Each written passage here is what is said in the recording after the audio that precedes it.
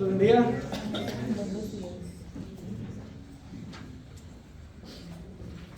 Gracias que nos permite estar reunidos en esta mañana, entonando hermosos himnos, y nos hace falta ahí un chueco. No, ahí está. Nos hace falta enseñar ese himno. Ya tenemos tiempo que no lo entonamos, pero muy preciosas verdades en ese himno. Y aprovechando el tiempo, nos hace falta una familia aquí muy especial. No sé si encontraron alguna iglesia donde congregarse, a lo mejor nos están viendo, pero les mandamos un saludo hasta Lima, Perú, a los hermanos Camarena. Un saludo fraternal, que sigan disfrutando ya. Y bueno, les voy a pedir que me acompañen. Vamos a continuar con nuestras exposiciones en Primera de Timoteo, capítulo 5. Primera de Timoteo, capítulo 5, del versículo 17 al 20 será la porción de esta mañana.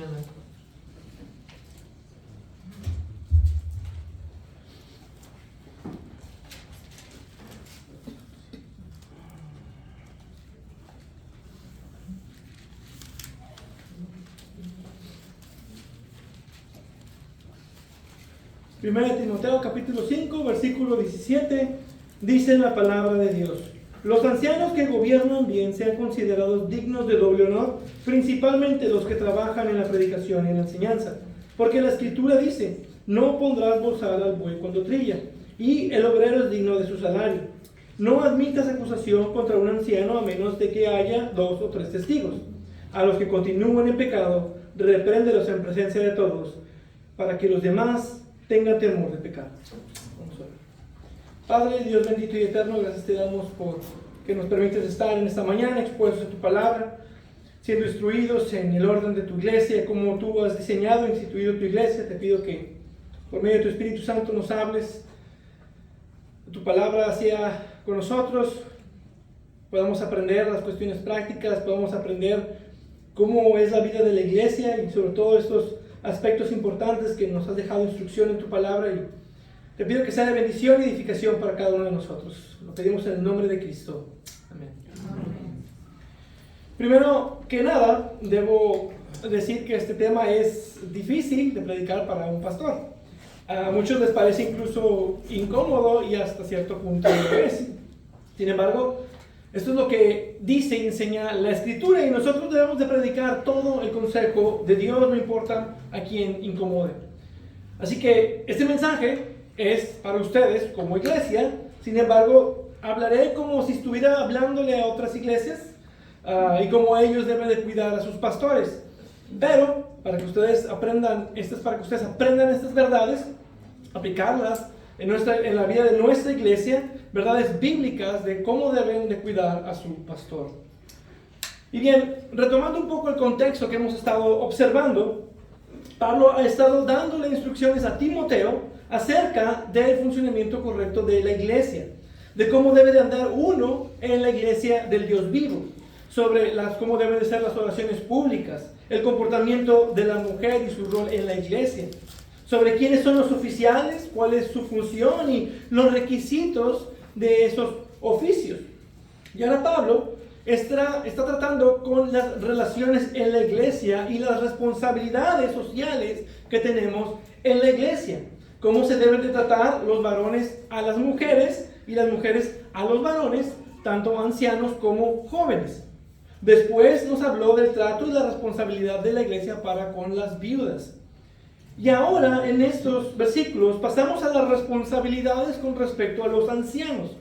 De los versículos 17 al 20 habla de la iglesia a los ancianos, cómo debe de ser el trato y el cuidado. Y de los versículos 21 al 25 le da un encargo solemne de guardar estos principios, así como otras recomendaciones generales. Y toda esta sección, como hemos observado, de esta carta es muy práctica. Y como mencioné anteriormente, la religión cristiana es una religión muy práctica. Cuando recibimos el Evangelio por fe, tenemos salvación, y es una salvación que no se puede perder. Sin embargo, la evidencia de esa salvación se ve por las obras. Santiago dice: muéstrame tu fe sin las obras, y yo te mostraré mi fe por mis obras. Santiago 2:18. La salvación que Dios nos da es para andar en las buenas obras que Él ha preparado para nosotros. Efesios 2:10. Es una religión práctica. La fe es una fe viva que se practica. Entonces, esta salvación que recibimos por el Evangelio afecta la manera en la que nosotros vivimos. Y esto es tanto en un sentido individual, en la vida de cada persona independiente, pero también en general en la vida de la iglesia. Es decir, el cómo funcionamos como una iglesia. Cuáles son los principios y el orden, los oficios y en sí cómo es o cómo debe de verse el gobierno de una iglesia. Y de hecho, esta epístola nos recuerda qué tan importante es la iglesia en los propósitos redentores de Dios.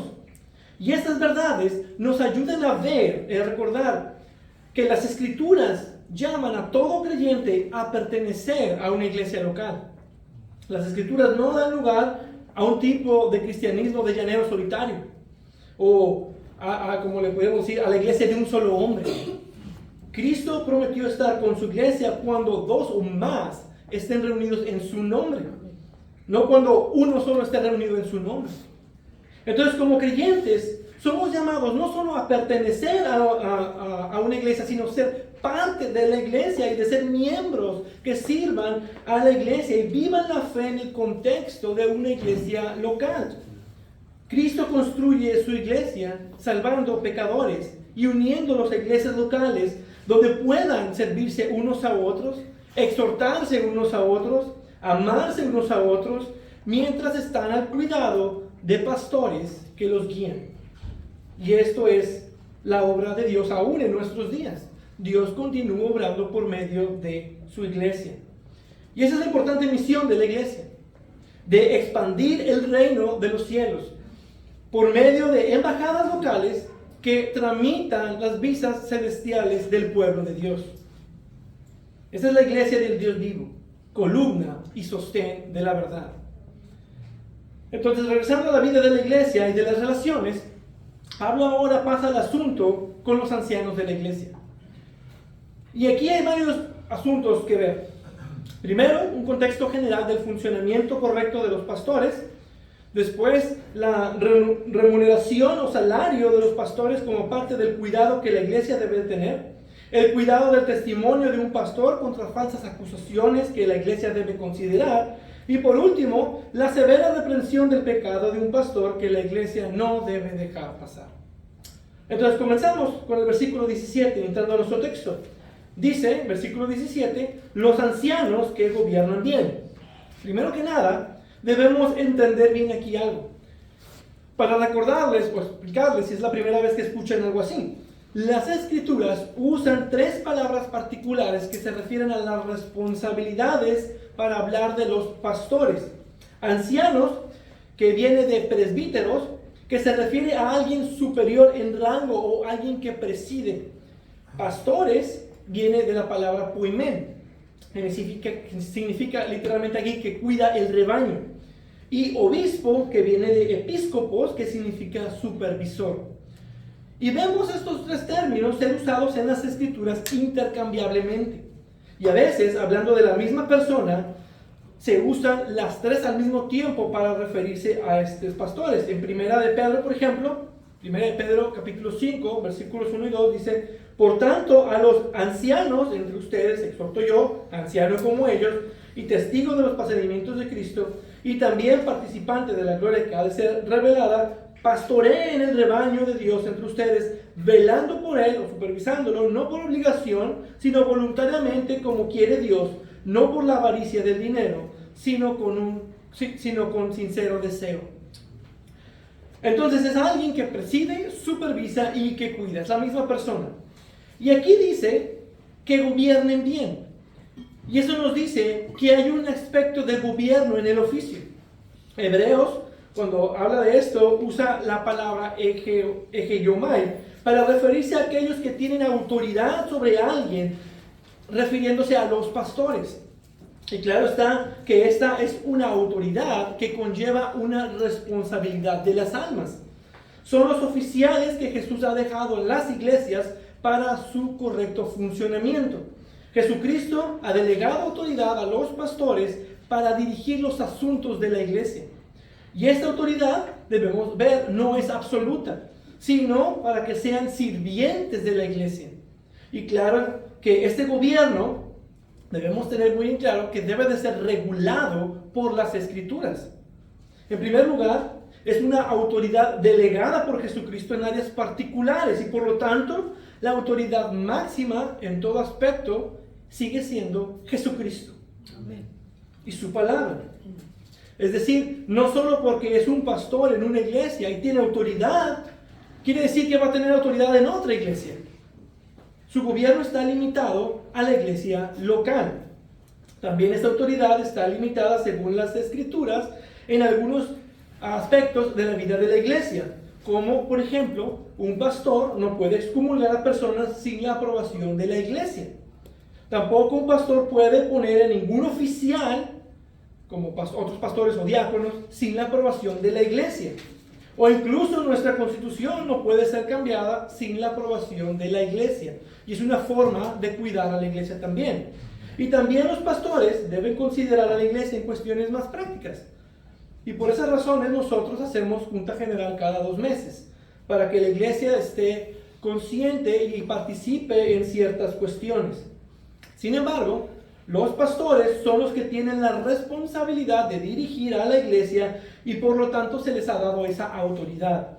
Este oficio conlleva un aspecto administrativo y de gobierno. En otras palabras, los pastores tienen el gobierno en la iglesia. Un gobierno que involucra todas estas tareas de cuidar, de velar y de pastorear. Entonces, podemos ver que anciano, pastor y obispo son el mismo oficio de pastor que involucra un gobierno. Pero también observamos, como podemos observar en muchas partes del Nuevo Testamento, que no es un solo pastor, sino una pluralidad de ancianos. Es decir, que una iglesia debería de tener más de un solo pastor. Aquí dice los ancianos, es un plural en el griego original. Por ejemplo, en Hechos 14:23 dice, después que les designaron ancianos, plural, en cada iglesia, es decir, este era un grupo de pastores que iban dejando en cada iglesia. Hechos 20:17, Pablo desde Mileto mandó mensaje a Éfeso y llamó a los ancianos de la iglesia, otra vez el plural, sabiendo que él debía llamar a varios pastores, que había varios pastores en la iglesia de Éfeso, y los mandó llamar. Santiago 5:14, ¿está alguien entre ustedes enfermo? Que llame a los ancianos, otra vez plural, de la iglesia. Y así podemos ver muchos pasajes donde vemos hay una pluralidad de ancianos. Y esto también nos dice que además de Timoteo en Éfeso, había más ancianos con él.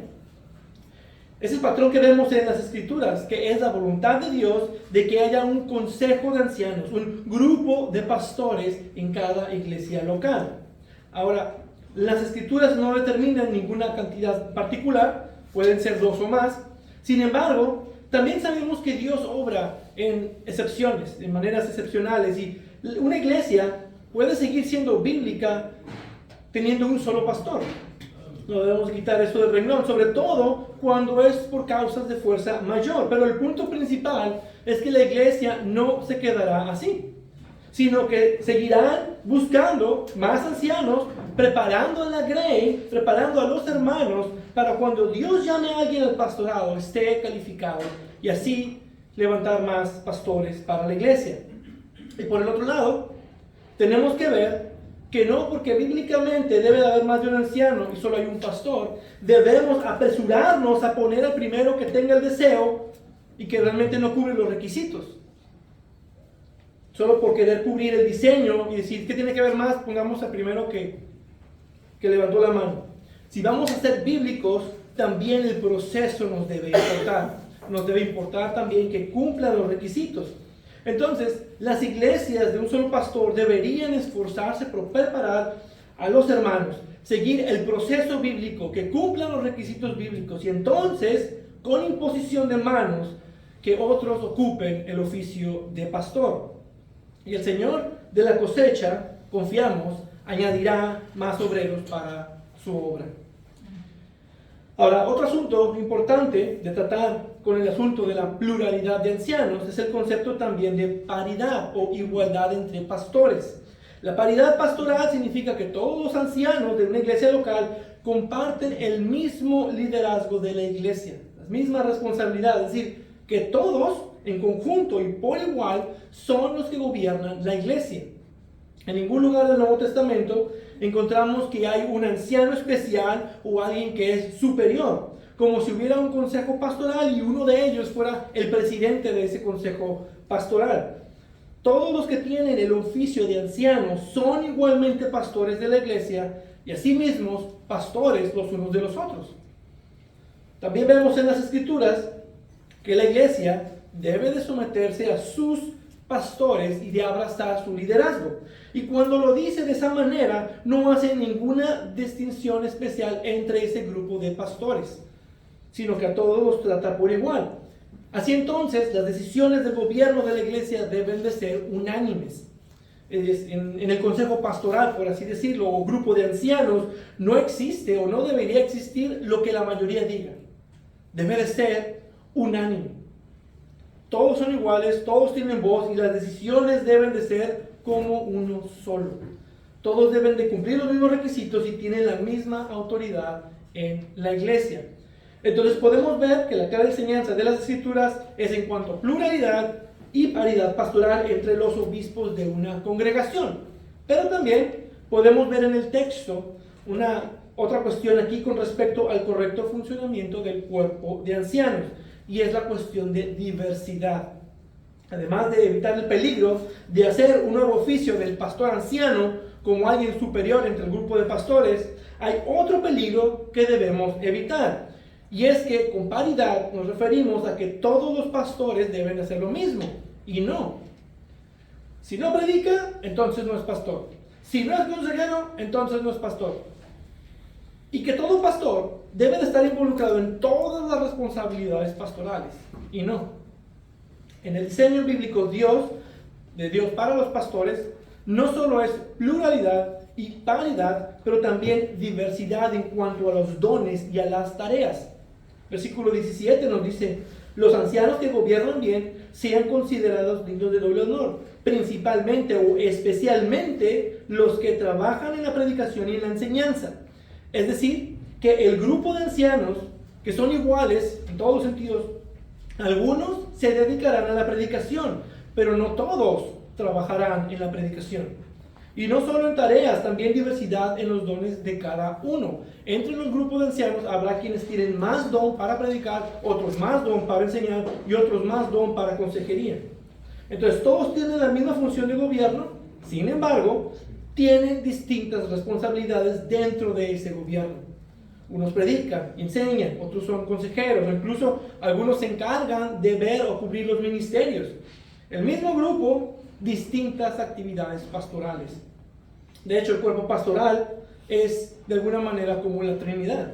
Dios es uno solo, pero son tres personas. Y cada una de estas tres personas son igualmente Dios, pero con distintas actividades o roles. Y así podemos ver que en la Trinidad hay también pluralidad, paridad y diversidad. Pluralidad en personas, paridad en igualdad de naturaleza y diversidad en sus responsabilidades. Ahora, habiendo establecido cómo es y cómo funciona este grupo de ancianos, ahora pasemos particularmente a cómo la iglesia debe de cuidar a este grupo de pastores. Dice aquí que estos pastores que gobiernan bien, que hacen bien su trabajo como pastores, como obispos y como ancianos, versículo 17, sean considerados dignos de doble honor, principalmente los que trabajan en la predicación y en la enseñanza. Hay algunos que van más allá en ese texto de lo que dice y afirman que hay ancianos que solo gobiernan, no necesariamente que lo hagan bien, otros que gobiernan bien y hay otro grupo de los que predican, como que son diferentes subgrupos. Y el texto no dice eso. Solo menciona que los que hagan bien su trabajo deben ser considerados dignos de doble honor. Eso no significa que pueda haber un grupo de ancianos que no estén haciendo bien su labor. Entonces, no podemos ser enfáticos con lo que no está diciendo, pero sí con lo que sí nos está diciendo el texto. Ahora, este asunto no es cómodo, Muchos prefieren no tocarlo y otros tristemente lo abrazan demasiado. Pero este es un tema tan importante y es un tema que la Escritura enseña que no le podemos sacar la vuelta, es parte de la vida de la iglesia, y ser negligentes al respecto es no conformar la iglesia a las ordenanzas de Dios. Y ese es el error crítico que muchas iglesias cometen. Pero nosotros debemos de ver y hablar lo que las Escrituras enseñan con respecto al liderazgo de la iglesia, que son el consejo de ancianos o el equipo pastoral, el carácter de ese liderazgo y los requisitos que debe tener ese liderazgo. El funcionamiento propio del liderazgo y la ayuda y la actitud de la iglesia hacia ese liderazgo. Y el hecho de cómo tratar con los líderes también que viven en pecado. Y todos estos asuntos afectan a la vida de la iglesia, que a su vez impacta a la comunidad y que a su vez impacta al mundo. Y hay mucho que ver con respecto a este asunto y es importante que lo entendamos y poner en práctica esos principios que Cristo, la cabeza de la iglesia, nos ha dejado. Y esto es ahora con respecto al doble honor hacia los pastores, principalmente hacia aquellos, dice, que se dedican a la predicación de la palabra. Y ese doble honor, por supuesto, incluye un respeto hacia el liderazgo, un respeto en la forma en la cómo te diriges a tus pastores y en cómo le hablas a tus pastores. Como dice Pablo en 1 Tesalonicenses 5, del 12 al 13. Pero les rogamos, hermanos, que reconozcan a los que con diligencia trabajan entre ustedes y los dirigen en el Señor y los instruyen, y que los tengan en muy alta estima con amor por causa de su trabajo. Y aunque el doble honor incluye eso, aquí va más allá. Esto involucra la idea de un sustento material. Y esto no viene implícito en el doble honor, sin embargo, está explícito por el contexto. En primer lugar, aquí honor es la misma palabra que usó en el versículo 3 con respecto a las viudas. Y al explicar este honor hacia las viudas, como veíamos la ocasión anterior, vemos que se refleja en un asunto de sustento material y económico. Entonces aquí significa lo mismo. Y de hecho, se usa de esa misma manera en varias partes del Nuevo Testamento. Es la idea de honor o de considerar más bien el valor de algo o de ponerle un precio a algo. De hecho, se traduce como precio, valor o costo en varias ocasiones en las Escrituras. Por ejemplo, esta palabra la podemos observar en Hechos, capítulo 4, versículo 34. No había, pues, ningún necesitado entre ellos, porque todo lo que poseían tierras o casas las vendían, traían el precio de lo vendido, traían el honor de lo vendido. Eso es lo que la idea que nos está dando. Y aún más, tenemos el apoyo del contexto seguido, que da más peso a que esto se refiere a un apoyo económico. Versículo 18 dice, porque la Escritura dice, no pondrás bozal al buey cuando trilla, y el obrero es digno de su salario. El primero que vemos es una cita a Deuteronomio 25:4, y la segunda son palabras de Jesús en Lucas 10:7, donde Jesús habla en el contexto del apoyo que deben de recibir los que trabajan como ministros, y eso lo da en el contexto cuando envía a los 70 a las diferentes ciudades. Y con Deuteronomio no es el único lugar donde se cita. Pablo cita también este pasaje en 1 Corintios 9 para referirse al sustento de los ministros del Evangelio.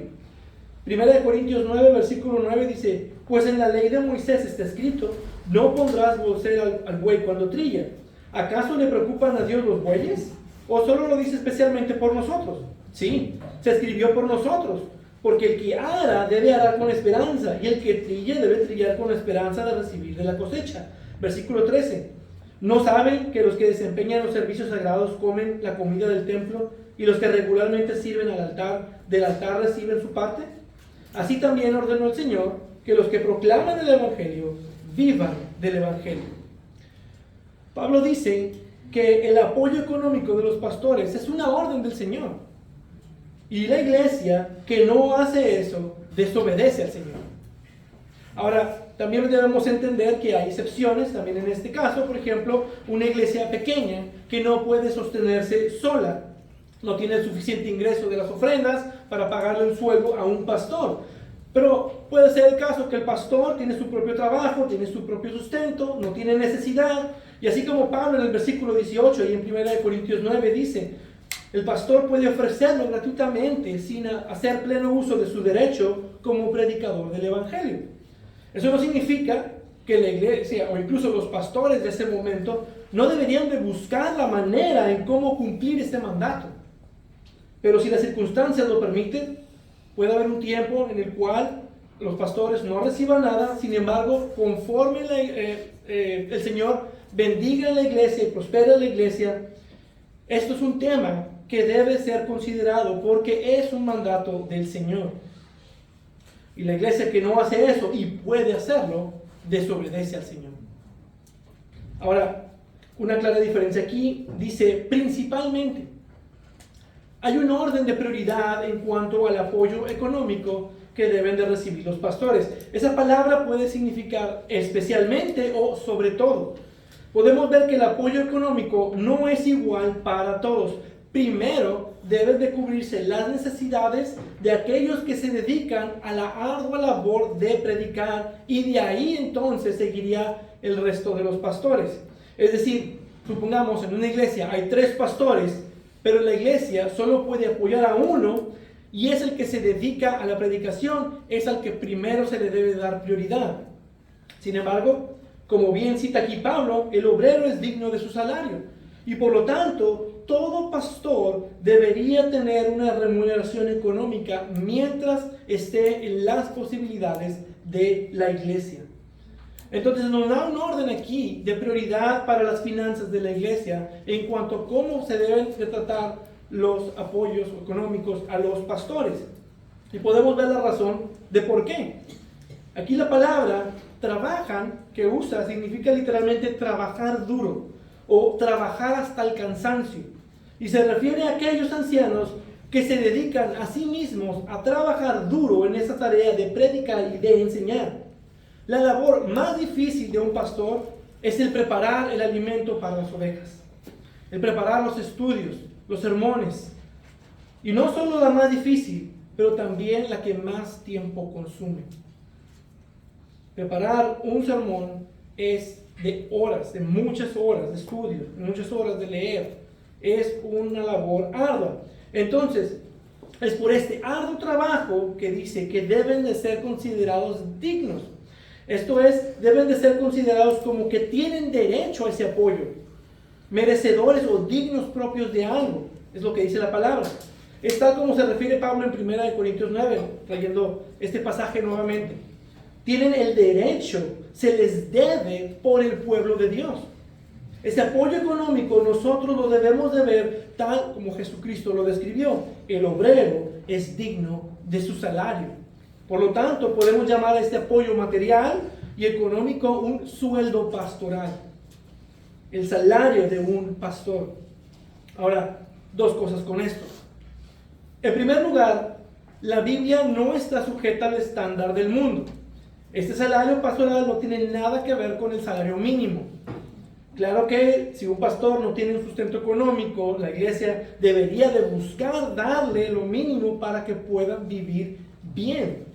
Sin embargo, aun cuando el pastor sí tiene sustento económico, la iglesia debería dar un salario a los pastores en la mejor forma que les sea posible, según Dios haya prosperado a cada iglesia. En segundo lugar, aquí dice doble. ¿Eso quiere decir que deberían de recibir un doble sueldo? A lo mejor un doble salario mínimo. ¿O doble de qué? Bueno, aunque muchos abusan de este texto y se refiere que un pastor debería ganar literalmente doble, aquí es más usado de una forma figurativa. Y es usado así en varias partes de las Escrituras. Es usado para referirse a algo que es más abundante. Una provisión que es considerada más de lo que debería de ser. Es decir, lo necesario más algo extra. No necesariamente el doble. Y esto también lo vemos en comparación con el texto anterior. Las viudas deben recibir honor. Y los ancianos dice doble honor. Es decir, que los que más tienen derecho a un salario o a un apoyo económico son los pastores que se dedican a la predicación y a la enseñanza. Y la iglesia debe de cubrir esas necesidades y dar algo extra. Algo más que añadir es que aquí no existe el concepto actual que vemos como pastores bivocacionales. Y por lo tanto, el sustento económico es independiente de si tienen otro trabajo o no. Claro que la iglesia lo pudiera considerar, pero no es algo que aquí esté enseñando.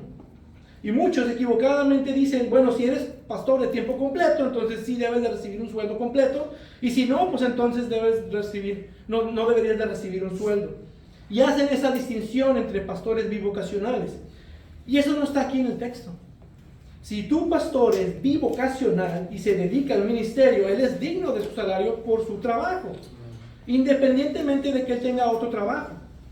Por ejemplo, un trabajador tiene dos trabajos. ¿No le pagan en uno porque ya le pagan en el otro? No. Él recibe salario de ambos trabajos. Y ese es el principio que Pablo aquí usa al citar las Escrituras.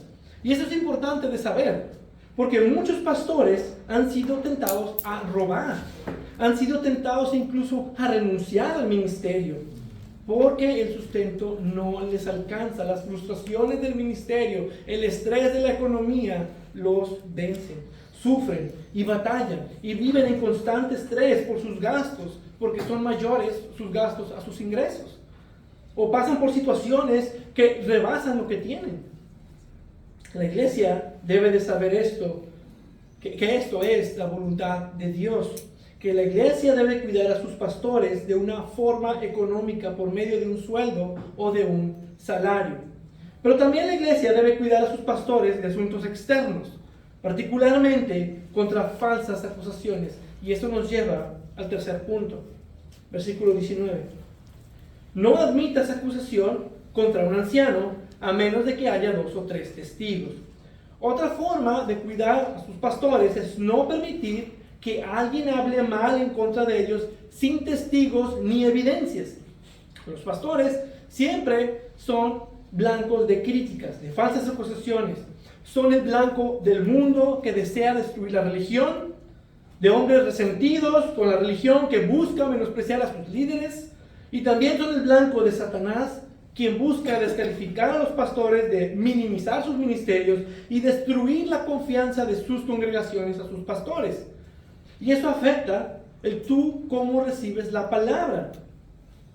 La palabra que los pastores preparan, los pastores traen para alimentarte. Y al final de cuentas, cuando eso pasa, Satanás gana.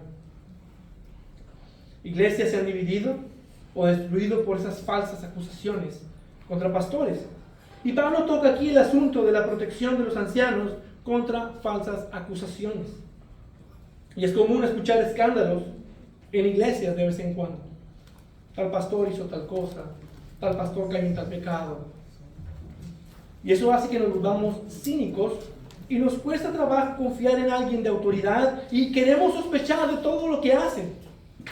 Y por esa razón se nos es fácil aceptar el chisme. Y alguien me dijo, tal pastor hizo esto, el primo de un amigo vio tal cosa. Se levantan acusaciones, se levantan chismes, y uno nunca sabe qué creer. Y más con los actuales fake news, o noticias falsas que hay en las redes sociales, están rondando. Y entre ahí no va a faltar que salga algún pastor.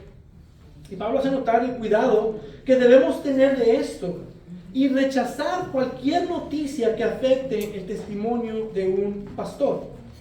Las acusaciones que van en contra de un anciano ni siquiera, dice, deben de ser recibidas. Dice, no admitas acusación, no les prestes atención, no les des importancia.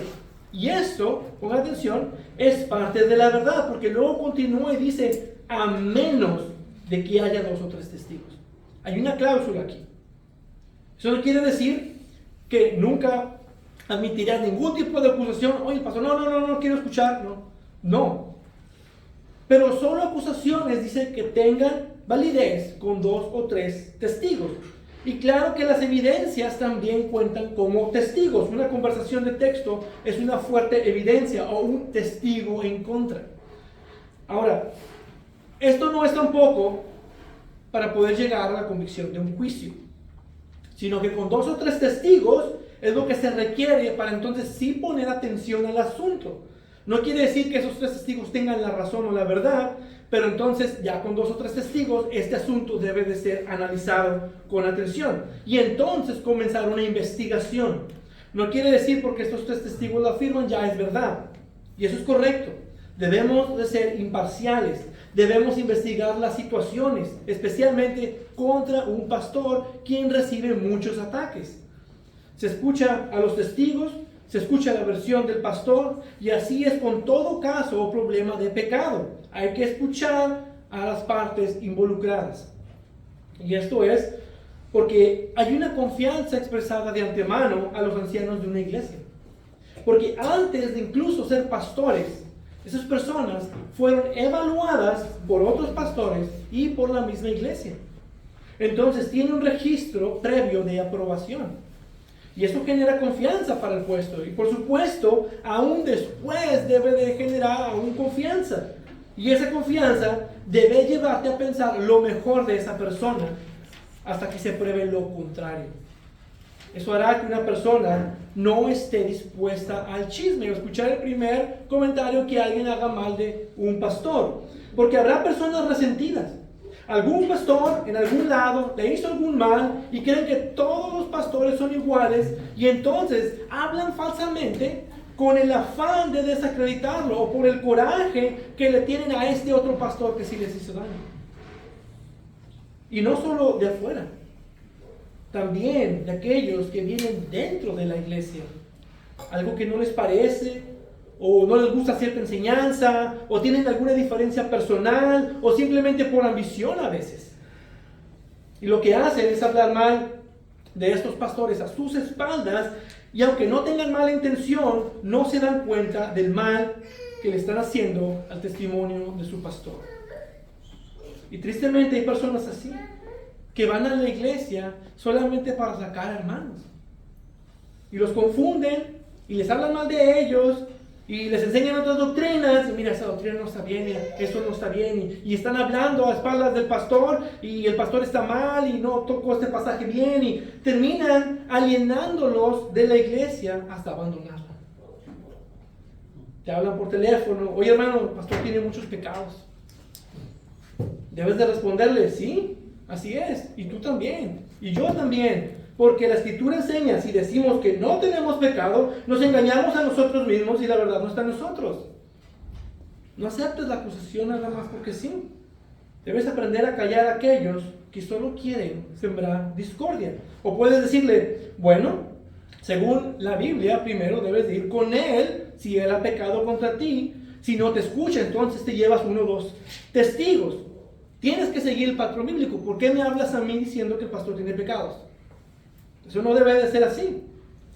Y yo creo que todo pastor, en algún punto de su ministerio, ha sido víctima de un chisme doloroso, de traiciones y de falsas acusaciones, exageraciones, malinterpretaciones, insinuaciones. Ningún pastor está libre de pasar por algo así. Y es difícil.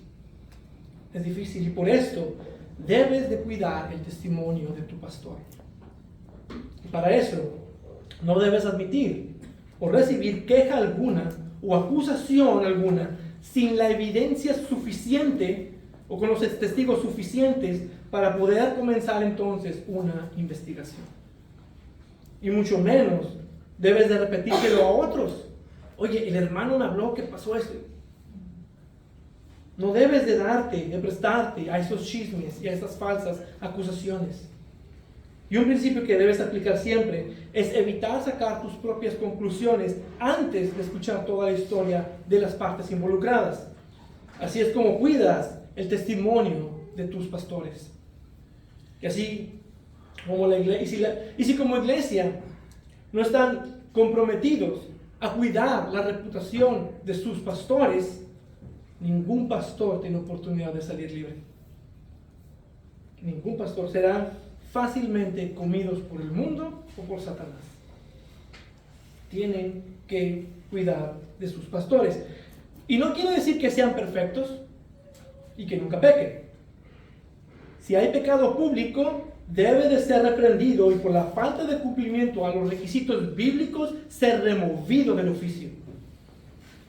Pero debe de haber la evidencia suficiente para ello, porque los ancianos no están por encima del cuestionamiento justo. Entonces, ¿qué pasa si un pastor se le demuestra y se le evidencia pecado? Y hay evidencias y testigos en su contra.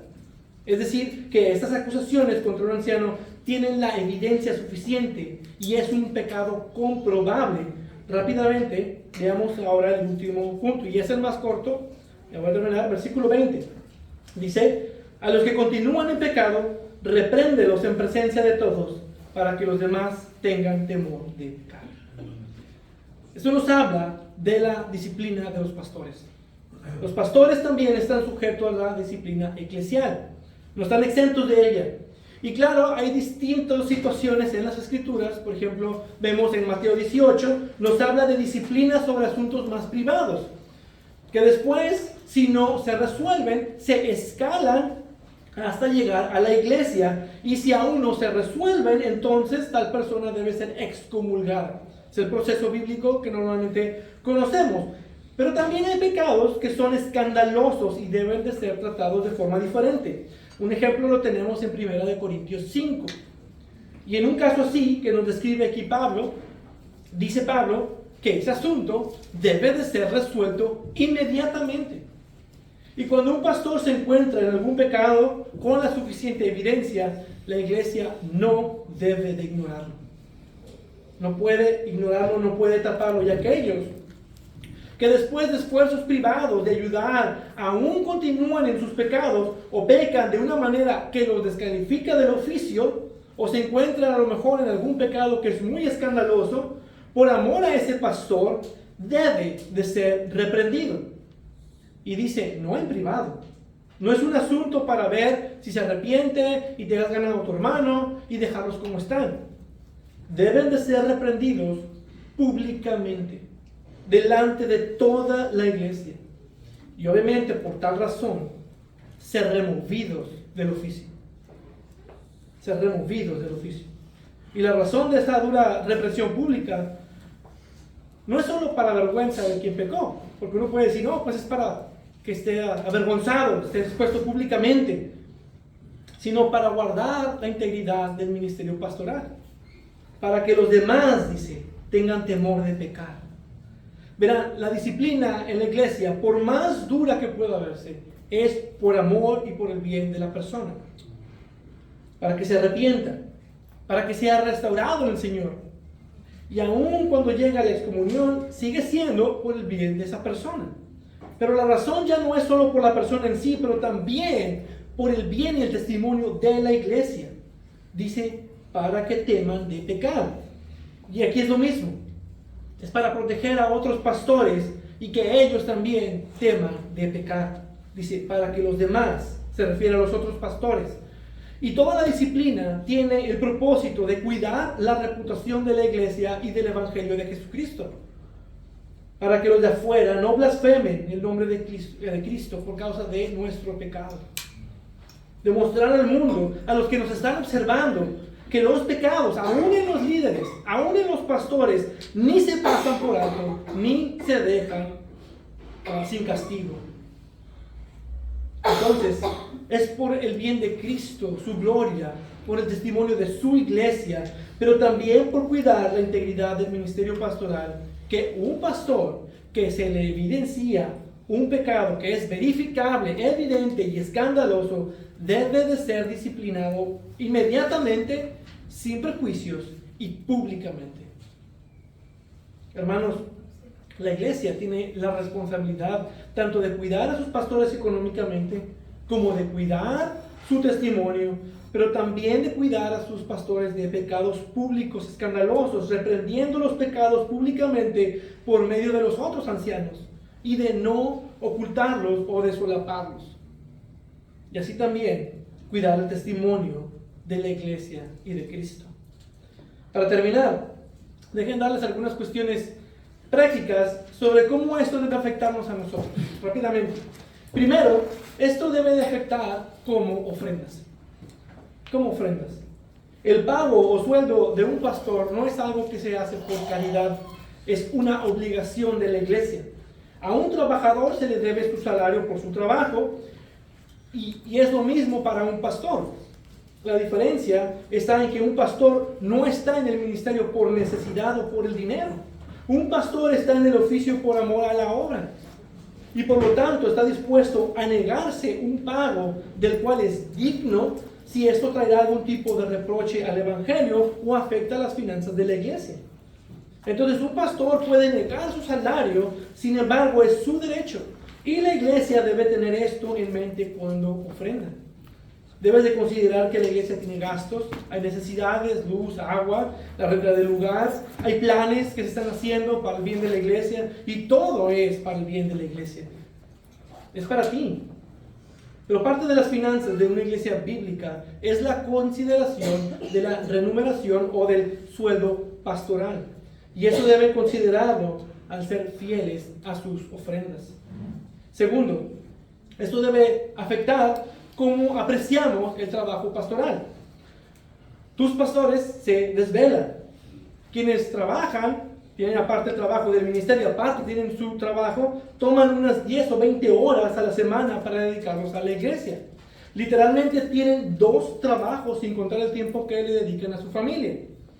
Y ellos dan consejería, deben cubrir los ministerios cuando los hermanos responsables no pueden cubrir. Además, a veces tienen entrevistas pastorales o dan discipulado, cursos prematrimoniales, preparan estudios, preparan sermones, visitan a los hermanos a veces en el hospital o tienen que atender servicios funerarios, atender las llamadas de los hermanos, estudiar para seguirse preparando. Y puedo seguirle. Pero la idea está clara. El trabajo pastoral es mucho. Valora el trabajo de tu pastor y apóyalo. Y más si está solo. En lugar de darle más carga, ve en qué puede servir en tu iglesia para ayudar a aligerar la carga de tu pastor. Y a su vez, debe de motivarte a no escuchar cosas malas de tu pastor sin ningún sustento o evidencia o testigos por toda la obra que él hace. Y por último, si tú no eres cristiano en esta mañana, tú no estás en Cristo, puedes pensar, pues que esto no te sirve de mucho. Pero déjame decirte que estás equivocado. Esto debe de servir para que veas cómo Dios ha diseñado a la iglesia. La iglesia no es una idea de hombres. Y la religión cristiana no es una religión más en el mundo. Es la única religión que lleva a Cristo porque sigue sus principios, sus ordenanzas, tal y como Él las dejó en su palabra. Y esto debe de servir para que veas que la iglesia no se trata de dinero o como algunos lo ven, como un negocio. Porque escuchaba sus comentarios de que es un negocio, qué buen negocio tener una iglesia. No, no es un negocio. Esto no es por el dinero. Es que todos los pastores les va bien, mira los carrazos que tienen. No. Pero Dios sí cuida de sus servidores. Sobre todo aquellos que hacen el trabajo más difícil y arduo de predicar y de enseñar. Y como dice aquí, los que gobiernan bien. Y todo esto Dios lo ordenó para que la iglesia funcionara en su propósito principal, y es de llevarte a ti el evangelio de Jesucristo para que creas en Él. Entonces, todo este orden, el crecer más como iglesia, el funcionar como una iglesia bíblica, es porque te amamos. Nos importa que recibas el mensaje del evangelio para que tú también recibas la vida eterna que es por fe en Jesucristo. Queremos que creas y que veas al Cristo que nos redimió y nos ha hecho su pueblo para la alabanza de la gloria de su gracia. Amén. Padre Dios eterno y bendito, gracias por tu iglesia, porque tú la cuidas, tú la sustentas y la purificas por medio de tu palabra. Yo te pido por los pastores, las diferentes iglesias, sobre todo las iglesias hermanas que tenemos cerca, en Rosarito, en Tijuana, en Mexicali, los hermanos de La Paz, en San Quintín, cualquier otra iglesia que se me esté escapando cerca aquí de nosotros, que conozcamos, San Francisco, en Los Ángeles. Y te pido por cada pastor, cada grupo de pastores, cada iglesia local, para que tú sigas bendiciendo su ministerio, sigas bendiciendo la iglesia por medio de su ministerio, de su liderazgo, que les des la sabiduría, a mí también, incluyéndome, nos des la sabiduría para guiar a tu iglesia, nos des la sabiduría para predicar tu palabra, y nos sigas guiando a tu iglesia, y que cada iglesia toma estos principios en serio y ayuden a sus pastores y los cuiden y los guarden, porque esto es muy común, no apreciar el trabajo pastoral. Yo te pido que nos abras el entendimiento como iglesia para que podamos tener esto en mente, de cómo debemos cuidar a los pastores. Te pido por las otras iglesias, te pido por mí, estamos en el hueco de tu mano, que tú nos sigas guardando. Bendice a tu iglesia, síguela edificando y síguela prosperando para tu gloria. Amén.